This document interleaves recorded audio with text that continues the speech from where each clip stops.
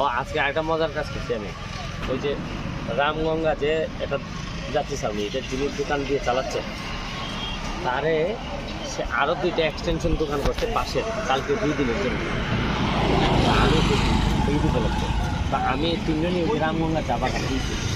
আমি বলছি যে এই একজনের 15,000 আর 2জনের 10,000 করে দিচ্ছি কালকে দিয়া। বলছি যে ওই যে 3টা দোকানে তুমি আমারে এই 2 দিন পরে, ঈদের 2 দিন পরে তুমি আমার 10,000-এর নিচে যদি দেখো লাভ হয়েছে, তাহলে তুমি দোকানদার কত,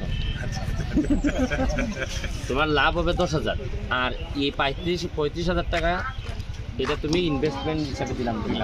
তুমি ঈদের 2 দিন পরে আমার এই টাকা দিয়ে দেবে, আমার কোনো লাভ দেওয়া লাগবে পুরাটাই, মানে আমার কাছে যেটা নিচ্ছে এটা দিয়ে দিবে। আর এরা আমার দেখাইতে হবে যে মিনিমাম 10,000 টাকা লাভ হয়েছে। আর যদি 10,000 টাকার লাভের কম হয় তাহলে আমার দোকানদার যত না, আমি অন্য আপনার কনসেপ্টটা হলো তাকে স্ট্যান্ডেন করতেছে না, স্ট্যান্ডেন করে আবার এই ফজিল আর কোন কাজে রিমুভ করতে পারতেছে না। না আসলে তো সে 10,000 করতে পারবে, এখানে 10,000 ব্যাপারই না।